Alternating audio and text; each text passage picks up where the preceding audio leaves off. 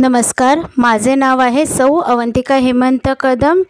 यशवंतराव चव्हाण महाराष्ट्र मुक्त विद्यापीठ नाशिक अंतर्गत शालेय व्यवस्थापन पदविका P10 म्हणजेच डिप्लोमा इन एज्युकेशन हा अभ्यासक्रम आहे.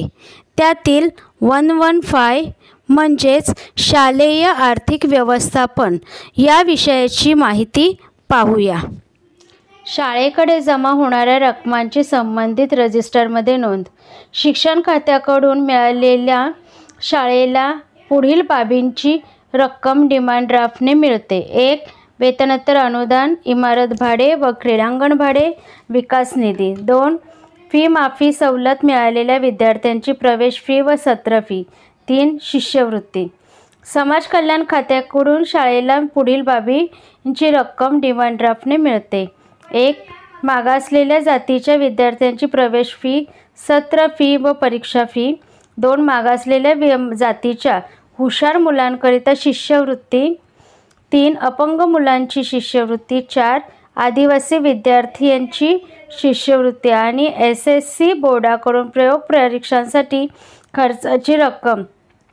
चित्रकला परीक्षा, लेखन परीक्षा, SSC परीक्षा यांचे केंद्र शाळेत असल्यास त्या परीक्षांसाठी करावयाच्या खर्चांच्या रकमांचे डिमांड ड्राफ्ट मुख्याध्यापकांच्या नावाने येतात. ते परीक्षा संचालकांना परीक्षा संचालन खर्चाकरिता द्यावयाचे असतात.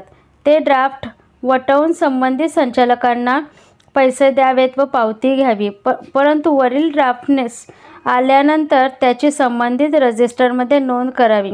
नोंद केल्यावर ती रक्कम आपण ज्या बिलान्वये मंजुरी मागितली होती त्या बिलातील रकमांशी ड्राफ्टची रक्कम पडताळून पाहावी. त्यामुळे सदर रक्कम कमी मिळाल्या किंवा कसे याविषयी कल्पना येते. कमी मिळाल्यास प्रकरण करून खुलासा मिळविता येतो. काही वेळेस फी बिलाचे किंवा शिष्यवृत्तीचे ड्राफ्ट मागील वर्षाच्या बिलाचे असतात. योग्य नोंदीमुळे ते कोणत्या वर्षाचे आहेत ते समजते. बिले व ड्राफ्ट पडताळून पाहावेत. सत्र फीची कीर्द व खतावणी. 1. टर्म फीची रोज कीर्द व खतावणी स्वतंत्र ठेवावी. दररोज होणाऱ्या खर्चानुसार तारीखवार व्यवस्थित नोंदी ठेवाव्यात. 2. प्रत्येक खर्चाच्या पावत्या कराव्यात. पावती मुख्याध्यापक किंवा शाळा प्रमुखाने पास केल्याशिवाय पैसे अदा करू नये. 3. दरमहा 33 पत्रक तयार करावे. 4. वर्ष अखेरीस 33 पत्रक तयार करावे. वर्ष अखेर सनदी लेखापालाकडून टर्म फी हिशेबाचे सुद्धा लेखापरीक्षण करून घ्यावे. टर्म फी हिशेबासंदर्भात काही महत्त्वाच्या नोंदी. 1. शाळांमध्ये जमा होणारी टर्म फी ही प्रथमतः मुख्य रोजकीर्दीमध्ये नोंदविली जाते.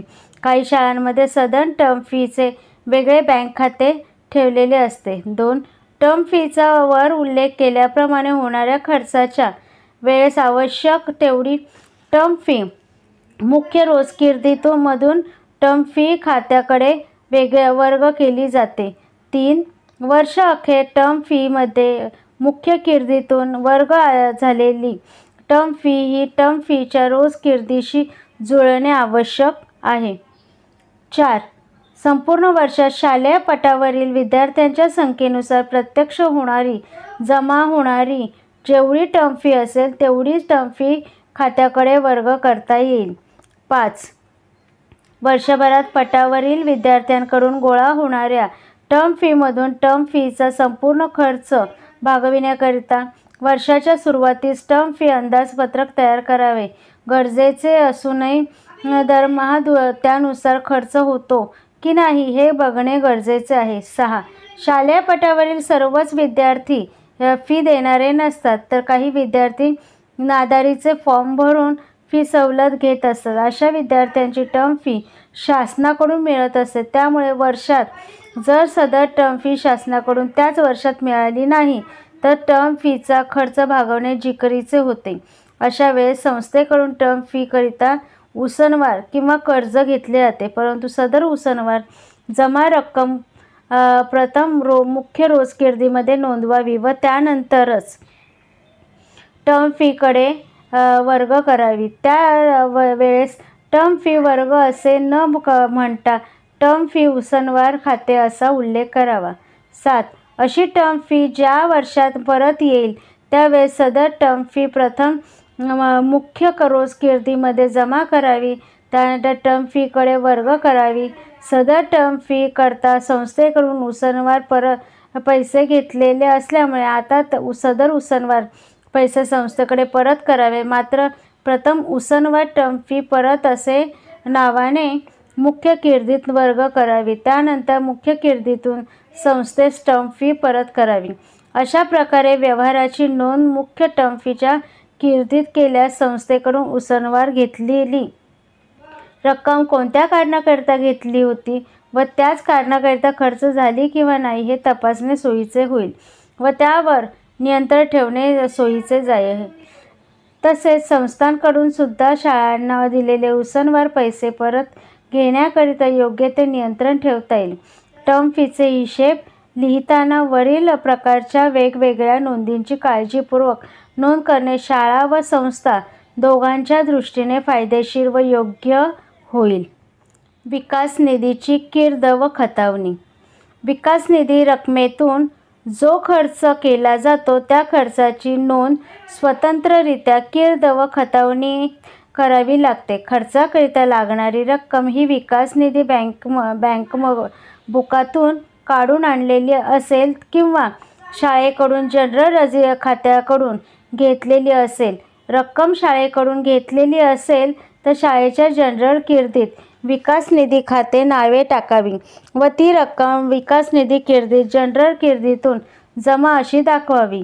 विकास निधी बँक खात्यांकडून पैसे आणले असतील तर तसा खुलासा जमा बाजूला करावा. कीर्तीत खर्च बाबींना अनुक्रमांक देऊन ते खर्च पावतीवर नोंदवावेत. कीर्त लिहून झाल्यावर त्यावर खतावणी लिहून पूर्ण करावी. कीर्त खतावणीच्या पानांना क्रमांक द्यावेत. वार्षिक हिशेब तपासणीच्या वेळेस विकास निधी कीर्त व खतावणी यांचीही तपासणी होते. जावक बारनिशी. शाळेचा पत्रव्यवहार हा जावक बारनिशी मध्ये नोंदविला गेला असला पाहिजे. शाळेने कोणाशीही पत्रव्यवहार केल्यास असे प्रत्येक पत्र शाळेबाहेर जाण्यापूर्वी जावक बारनिशीमध्ये नोंदवावे. जावक बारनिशीचा नमुना सर्वसाधारणपणे खालीलप्रमाणे आहे. 1. दिनांक. 2. जावक क्रमांक. 3. पत्र कोणास पाठविले व त्याचे नाव व पत्ता. 4. पत्राचा विषय. 5. किती रक्कमचे टपाल लावले त्याची रक्कम. 6. पत्र पोस्टाचा दाखला घेऊन UPC पाठविले किंवा कसे काय ते लिहावे. 7. पत्र रजिस्टर पोस्टाने पाठविले किंवा कसे त्याची नोंद करावी. 8. स्थानिक असल्यास व हँड डिलिव्हरीने पाठवले असल्यास तसा उल्लेख करावा. या रकान्यात 5 या वेगळे महत्त्व आहे. महिना अखेर एकूण टपाल खर्चाची बेरीज घेण्यात यावी. तसेच ज्या दिनांकास टपाल तिकिटे विकत आणून ठेवलेली असतील ती याच रकान्यात जमा म्हणून दाखविली जावी व महिना अखेरीस एकूण खर्च वजा जाता किंवा तिकिटे शिल्लक आहेत ती पुढील महिन्याकरिता शिल्लक उडावी. रोज कीर्तीत खर्च टाकण्यात आलेला टपालाचा ताळमेळ जावक बारनिशीशी करून तपासणी केली जाईल.